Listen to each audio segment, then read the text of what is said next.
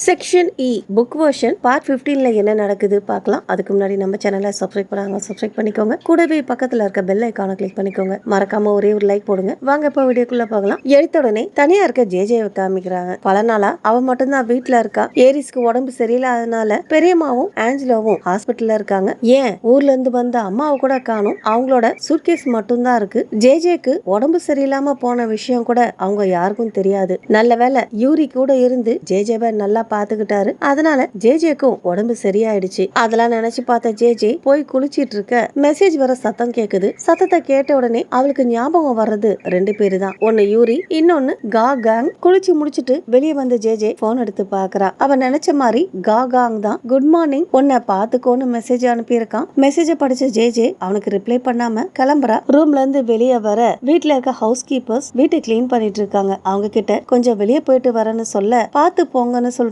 வீட்டை விட்டு வெளியே வர அவளுக்காக யூரி காத்துட்டு இருக்காரு. ஜேஜே கிட்ட போன உடனே குட் மார்னிங் சொல்லிக்கிட்டே கார் டோரை திறந்து விடுறாரு. பதிலுக்கு ஜேஜே காலங்காத்தால நல்லதா எதுவும் நடக்கலன்னு சொல்றா. அதை கேட்டு யூரி வருத்தப்படாம ஸ்மைல் பண்றாரு. ஜேஜே முன்ன மாதிரி இல்ல, கொஞ்சம் மாறி இருக்கா. சீனுக்கு ஒரு சான்ஸ் கொடுத்த மாதிரி யூரிக்கும் ஒரு சான்ஸ் கொடுத்திருக்கா. ஏன்னா யூரி அவர் பண்ண தப்ப ஜேஜே கிட்ட சொல்லியிருக்காரு. ஜேஜேவை கல்யாணம் பண்ணி கீஃபர் திட்டத்துல இருந்து அவளை காப்பாத்தலான்னு முயற்சி பண்ணிருக்காரு. ஆனா அது வேற பிரச்சனையில போய் விட்டுருச்சு. ஜேஜே நிலைமைய பார்த்ததுக்கு அப்புறம் தான் அந்த என்கேஜ்மெண்ட்டையும் கேன்சல் பண்ணிருக்காரு. அதுக்கு ஜேஜே என்கேஜ்மெண்ட் கேன்சல் ஆனதுனால அவங்க வீட்டுல இருக்கவங்க என்ன சொன்னாங்கன்னு யூரி கிட்ட கேட்க யூரி அதுக்கு பதில் சொல்லவே இல்ல. என்கேஜ்மெண்ட் கேன்சல் ஆனதுனால யூரி வீட்டுல யூரியோட நிலைமை சரியில்லைன்னு ஜேஜேக்கு புரியுது. அப்ப யூரி ஏதாவது பிளான் இருக்கான்னு கேட்க டிபெண்ட்ஸ்னு சொல்றா. டிபெண்ட்ஸ்னா எப்படின்னு யூரி கேட்க நீ சாப்பிட கூட்டிட்டு போறனா எனக்கு வேற வேலை இல்ல, சாப்பிட போகல வேற எங்காவது போகணும்னு சொன்னீன்னா எனக்கு நிறைய வேலை இருக்குன்னு சொல்றா. அதாவது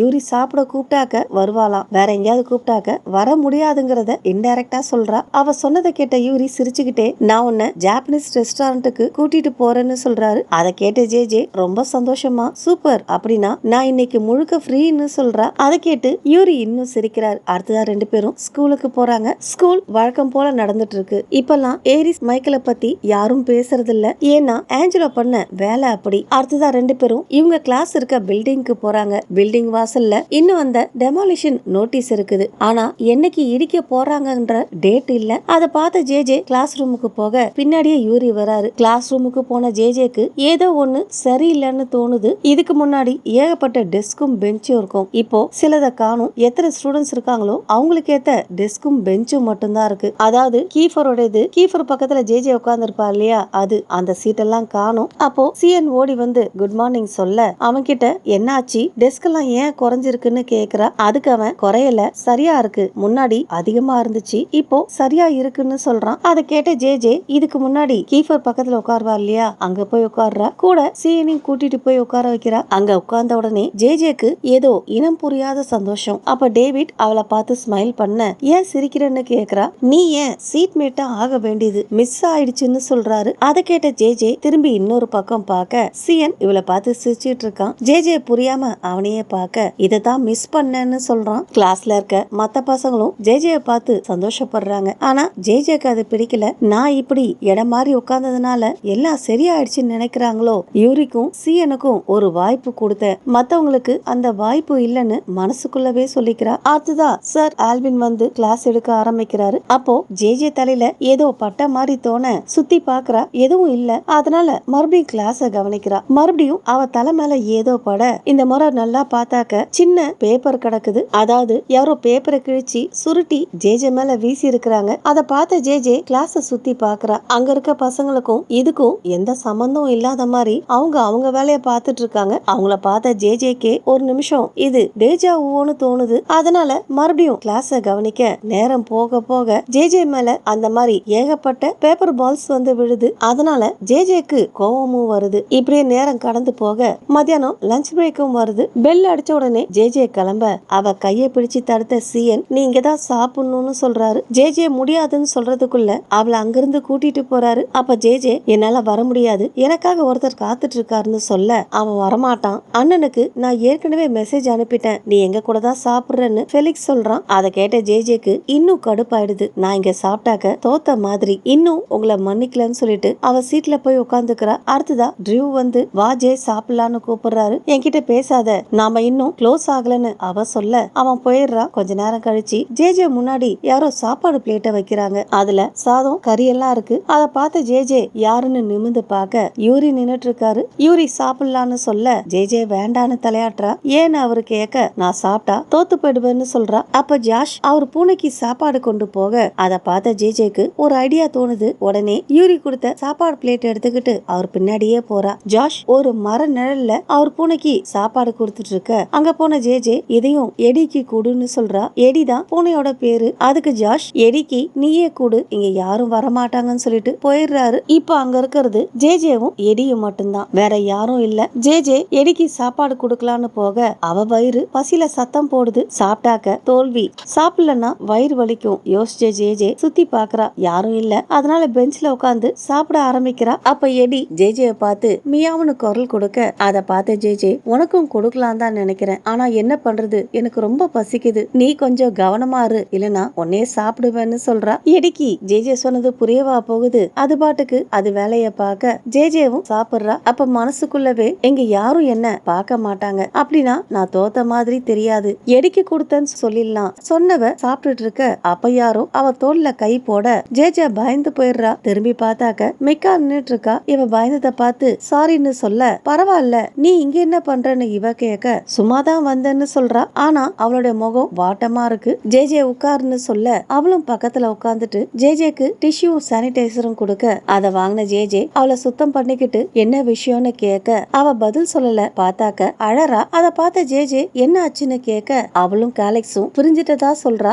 ஏன் என்னாச்சு, அவன் ஏதாவது பண்ணானான்னு இவ கேட்க மிக்க அழுதுகிட்டே அவங்க உனக்கு என்ன பண்ணாங்கன்னு எனக்கு தெரியும், அதுக்காக நான் அவன் கிட்ட கோவப்பட்டேன், சண்டை போட்டேன், அதுக்கு அவன் நீ புரிஞ்சுக்க மாட்டேன்னு சொன்னான், என்னால நீ கஷ்டப்படுறத பாத்துக்கிட்டு அமைதியா இருக்க முடியலன்னு சொல்றா. அதனாலதான் பேசலையான்னு ஜேஜே கேட்க அவ இல்லன்னு தலையாட்டிட்டு நான் அவனை புரிஞ்சுக்க மாட்டேன்னு சொன்னான், நீங்க பிரிஞ்சிட்டா எல்லாம் வீணா போயிடும், நீங்க ரெண்டு பேரும் ரொம்ப வருத்தப்படுவீங்கன்னு ஜேஜே சொல்ல ஆனா ஜேன்னு மிக்கா ஏதோ சொல்ல வர அவளை பாதியிலே தடுத்த ஜேஜே இது என்னோட பிரச்சனை, அதுல நீ தலையிட வேண்டாம், சின்ன சண்டைக்கெல்லாம் புரிஞ்சிடாதீங்க, என்னை பத்தி கவலைப்பட்டதுக்காக ரொம்ப தேங்க்ஸ்னு சொல்றா. அடுத்ததா ரெண்டு பேரும் கிளாஸுக்கு போறாங்க. கிளாஸுக்கு வெளியே மிக்காவை விட்டுட்டு கிளாஸுக்குள்ள போன ஜேஜே கேலிக்ஸ கூப்பிட உடனே அவன் எழுந்திருக்க ஜேஜே வெளியே கைய காமிக்க மிக்காவை பார்த்தவன் உடனே அவகிட்ட ஓடி போறான். அவங்க ரெண்டு பேரும் வெளியே ஏதோ பேசிட்டு இருக்க ஜேஜே அதை கண்டுக்கல. அவ சீட்டுக்கு போக அவ டெஸ்க் மேல ஏகப்பட்ட ஸ்நாக்ஸ் இருக்கு. அத பார்த்த ஜேஜே திரும்பி பசங்களை பார்க்க இவ்வளவு நேரமா ஜேஜேவை பார்த்துட்டு இருந்தவங்க டக்குன்னு வேற பக்கம் திரும்பிக்கிறாங்க. சியன் போன்ல கேம் விளையாடிட்டு இருக்க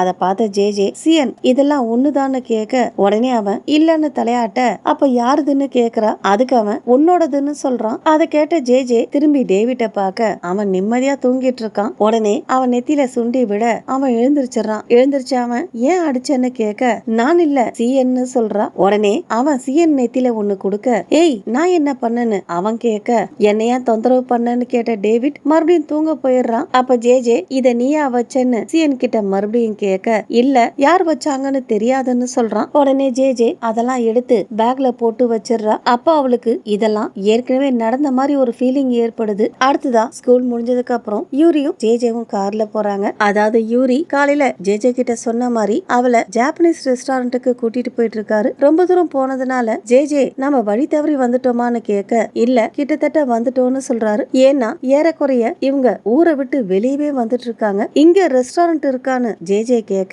ஏன்னா ஏறக்குறைய சூரியன் மறைய ஆரம்பிச்சிருச்சு. ஜேஜே சொன்னதை கேட்டு யூரி சிரிக்கிறாரு. அத பார்த்த ஜேஜேக்கு ஒன்னும் புரியல. அப்போ ஒரு கன்ஸ்ட்ரக்ஷன் இடம் வருது. அங்க யூரி காரை நிறுத்த பெரிய பேனர் கட்டியிருக்காங்க. அதாவது ரெஸ்டாரண்ட இப்பதான் கட்டிட்டு இருக்காங்க. அந்த பேனர்ல சீக்கிரமா ஓபன் பண்ண போறதா போட்டிருக்காங்க. இன்னும் கட்டாத ரெஸ்டாரண்ட்டுக்கு கூட்டிட்டு வந்ததுக்காக ஜேஜேக்கு கோவம் வருது. யூரிய பார்த்து முறைக்கிறா. அத பார்த்த யூரி என்னன்னு கேட்க நாம எங்க சாப்பிட போறோம், நீ சொன்ன ரெஸ்டாரண்ட் இன்னும் கட்டி முடிக்கவே இல்லன்னு சொல்றா. அதை கேட்ட யூரி சிரிச்சுக்கிட்டே சர்ப்ரைஸ்னு சொல்றாரு. இன்னைக்கு சாப்பிட போறது இல்லன்னு ஜேஜே மனசுக்குள்ளவே சொல்லிட்டு இருக்க அப்ப யூரி ஜேஜே கைய பிடிக்க என் கைய ஏன் பிடிக்கிறேன்னு அவ கேட்க சாரி சொன்ன யூரி ஒரு டைரக்ஷன்ல கைய காட்டுறாரு. ஜேஜேக்கு ஒன்னும் புரியல. யூரி முன்னாடி நடக்க அவர் பின்னாடியே ஜேஜேவும் போறா. அந்த இடம் டனலுக்குள்ள இருக்கிற மாதிரி இருட்டா இருக்கு. அத பார்த்த ஜேஜே இங்கதான் நிக்கணுமான்னு கேட்க யூரி சிரிக்க அப்போ லைட்ஸ் எல்லாம் ஆன் ஆக அந்த இடமே ரொம்ப அழகா இருக்கு. ஏன்னா அந்த இடம் முழுக்க லைட்டால அலங்கரிச்சிருக்காங்க. அத பார்த்த ஜேஜேக்கு கவலையெல்லாம் மறந்து வருது, சந்தோஷம் வந்துருது. லைட்ஸ் பார்த்து என்ஜாய் பண்றா. கொஞ்ச நேரம் கழிச்சுதான் தன்னைய உணர்றா. பார்த்தாக்க அவ தலையில பூவாலேயே ஒரு கிரீடம் செஞ்சு வச்சிருக்காங்க. இது எப்படி என் தலைக்கு வந்துச்சுன்னு அவ குழப்பமா கேட்க, யூரி அதுக்கு பதில் சொல்லாம கையை நீட்ட ஜே தயக்கத்தோட அவர் கையை பிடிச்சுக்கிறாரு. யூரி அவளை டனல் வழியா கூட்டிட்டு போறாரு. டனலோட முடிவுல பெரிய மரம் முழுக்க லைட்ஸால அலங்காரம் பண்ணிருக்காங்க. அதுக்கப்புறம் சின்ன பாலம் முடிஞ்ச உடனே பூக்களால ஹார்ட் ஷேப்ல டெக்கரேட் பண்ணிருக்காங்க. அந்த பாலத்தை இவங்க 2 பேரும் கடக்க போறப்போ பாட்டு ஒலிக்க ஆரம்பிக்குது. பாலம் முடிஞ்சதுக்கு அப்புறம் தர முழுக்க ரோஜா இதழ்களால அலங்காரம் பண்ணிருக்காங்க. தரையே தெரியல, 2 பேரும் அதுல நடக்கிறாங்க. அப்போ யூரி பாட்டு பாட ஆரம்பிக்க ஜேஜேக்கு அவர் என்ன பண்ண போறாருன்னு புரியுது. அப்போ ஜேஜேக்கு அழகான ஒரு பூங்கொத்து கொடுக்கறாரு. அதை பார்த்த ஜேஜேக்கு அதையாலே அவர் தலையில ஒண்ணு கொடுக்கணும்னு தோணுது. ஆனா இதெல்லாம் அவளுக்காக தான் அவரு ரொம்ப சிறப்பா ஏற்பாடு பண்ணிருக்காருன்னு புரிய வந்த எண்ணத்தை அப்படியே விட்டுறா. யூரி ஜேஜேக்காக அந்த இடத்தையே சூப்பரா டெக்கரேட் பண்ணிருக்காரு. அடுத்ததான் ஜேஜே கூட்டிட்டு போய் ஒரு இடத்துல உட்கார வைக்கிறாரு. யூரி பண்ணிருக்க டெக்கரேஷனை பார்த்து ஜேஜே மனசு உருகி போயிடுறா. அவனுக்கு தேங்க்ஸ் கூட சொல்ல முடியல. மெதுவா யூரின்னு சொல்ல யூரி அதுக்கு எந்த பதிலும் சொல்லல. அதுக்கு பதிலா ஜேஜேவுடைய கண்ணத்தை பிடிச்சு அவ கண்ணை பார்க்க கண்கள்ல இருக்க உண்மையும் சோகமும் ஜேஜேக்கு புரியுது. அப்ப யூரி ஜேஜே நெத்தில ஒரு முத்தம் கொடுத்து, எனக்கு இன்னொரு வாய்ப்பு கொடு, நான் உன்னை எவ்வளவு காதலிக்கிறேன்னு நிரூபிப்பேன்னு சொல்றாரு. சொன்ன அவரு மறுபடியும் ஜேஜே கிட்ட நெருங்க ஜேஜே தலையை திருப்பிக்கிறா. அதனால யூரி கொஞ்சம் வருத்தப்படுறாரு. அப்ப ஜேஜே யூரி என்ன பாருன்னு சொல்ல யூரியும் மெதுவா திரும்பி அவளை பார்க்க, நீ செஞ்சது ரொம்ப அழகா இருக்கு, ஆனா ரொம்ப வேகமா நடக்குதுன்னு சொல்றா. நாம புதுசா தொடங்கலான்னு சொன்னல்லன்னு அவரு சொல்ல, அப்ப ஜேஜே பூ மாலையையும் பூங்கொத்தையும் அவர்கிட்ட கொடுத்துக்கிட்டே தேங்க்ஸ், ஆனா அவசரப்படுத்தாதன்னு சொல்றா. அத புரிஞ்சுகிட்ட யூரி சிரிச்சுக்கிட்டே, சரி இனிமேல் அவசரப்படுத்த மாட்டேன், நீ என்ன காதலிக்கிற வரைக்கும் காத்துக்கிட்டு இருப்பேன்னு சொல்றாரு. அதை கேட்ட ஜேஜே சரி அப்படின்னா காத்துக்கிட்டே இருன்னு சொல்ல, அவ சொன்னதை கேட்டு யூரி சிரிக்கிறாரு. அப்படின்னா இப்ப நாமன்னு அவரு தொடங்க ஃப்ரெண்ட்ஸ்ன்னு ஜேஜே முடிச்சு வைக்கிறா. பெனிஃபிட்ஸ் இருக்கான்னு யூரி சிரிச்சுக்கிட்டே கேட்க ஜேஜே அடிக்கிற மாதிரி விளையாட்டுக்கு கைய ஓங்கிட்டு, நீ பைத்தியம்னு சொல்றா. சும்மா ஜோக் அடிச்சேன், நீ என்ன ஃப்ரெண்டா ஏத்துக்கிட்டதுக்கு சந்தோஷம்னு யூரி சொல்ல, அதை கேட்ட ஜேஜேக்கு மறுபடியும் எல்லாம் புதுசா தொடங்குற மாதிரி தோணுது. நீ மறுபடியும் கிடைச்சதுல ரொம்ப சந்தோஷம், ஃப்ரெண்ட் ஜோன் ஆனாலும் பரவாயில்லன்னு சொல்றாரு. அதை கேட்டு ஜேஜேவும் சிரிக்க யூரி சாப்பிடலான்னு சொல்றாரு. அதுக்காக தான் நான் காத்துட்டு இருக்கேன், எங்க சாப்பாடுன்னு ஜேஜே கேட்க யூரி பிக்னிக் பாஸ்கெட்டை திறக்கிறாரு. ஆனா பாஸ்கெட்குள்ள பிளேட், டம்ளர், ஸ்பூன் இதெல்லாம் தான் இருக்கு, சாப்பாடா காணும். அதை பார்த்த ஜேஜே இதான் சாப்பாடான்னு கேட்க அதை கேட்ட யூரி சிரிச்சுக்கிட்டே போன் எடுத்து ஒரு நம்பரை அழுத்திட்டு சாப்பாடு ரெடியான்னு கேக்குறாரு. கொஞ்ச நேரத்துல இவங்க இருக்க இடத்துக்கு ஏகப்பட்ட ஃபுட் வருது. ஜேஜே ஆசைப்பட்ட ஷூஷியும் இருக்கு. அதை பார்த்த ஜேஜே சாப்பாடு கொண்டு வந்த பேரருக்கு நன்றி சொல்ல அவங்க போயிடுறாங்க. அடுத்ததா இவங்க 2 பேரும் சாப்பிடுறாங்க. சாப்பிடுறப்போ ஜேஜே யூரி கிட்ட ஆஞ்சலோக்கு கேர்ள் ஃப்ரெண்ட் இருந்தாங்களான்னு கேட்க, இருந்திருக்கலாம் தெரியலன்னு யூரி சொல்ல,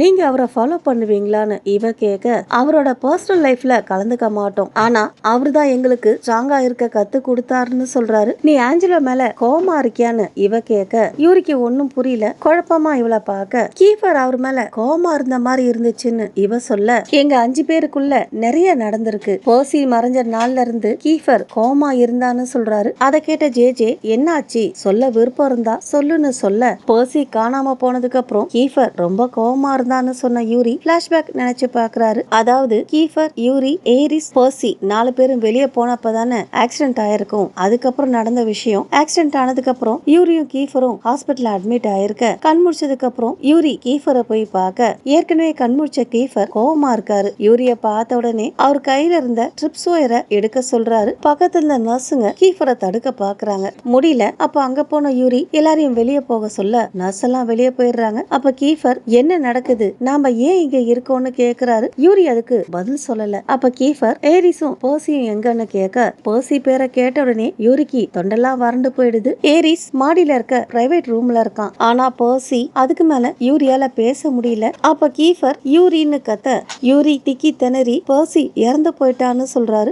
யூரி சொன்னதை கேட்டு கீஃபருக்கு ஒன்னும் புரியல, திருன்னு முழிக்கிறாரு. அதுக்கப்புறம் ஜோக் தானே, பர்சி மறுபடியும் விளையாடுறானான்னு கேக்குறாரு. கீஃபர் நான் விளையாடலன்னு யூரி சொல்ல, ஆனா கீஃபர் யூரி சொன்னதை புரிஞ்சுக்கவே இல்ல. கையில இருந்த ட்ரிப்ஸ் எல்லாம் பிடுங்கி விட்டுட்டு யூரியோட ஷர்ட் காலரை பிடிச்சு, யூரி இந்த மாதிரி ஜோக் எனக்கு பிடிக்காதுன்னு உனக்கு தெரியுமா தெரியாதான்னு கேக்குறாரு. இது ஜோக் இல்ல கீஃபர், பர்சி உண்மையாவே இறந்து போயிட்டான்னு யூரி சொல்ல, அதை கேட்ட கீஃபர் தலையை பிடிச்சுக்கிட்டு கீழே விழுந்துடுறாரு. டாக்டரை கூப்பிடலான்னு யூரி முயற்சி பண்ண அதுக்குள்ள கீஃபர் யூரி கவுனை எட்டி பிடிச்சு என்ன ஆச்சுன்னு கேக்குறாரு. அப்புறமா பேசலாம், முதல்ல டாக்டரை பார்க்கலாம்னு சொல்ல எனக்கு அதை பத்தி கவலை கிடையாது, முதல்ல என்னாச்சுன்னு சொல்லுன்னு கேக்குறாரு கீஃபர். கார் விழுந்துருச்சு, பர்சி அதுலதான் இருந்தான்னு சொல்றாரு. இதோட தான் இந்த பார்ட் முடியுது. ஓகே ஃப்ரெண்ட்ஸ், இந்த வீடியோ உங்களுக்கு பிடிச்சிருந்தா நம்ம சேனல் லைக் பண்ணுங்க, ஷேர் பண்ணுங்க. தேங்க்ஸ் ஃபார் வாட்சிங்.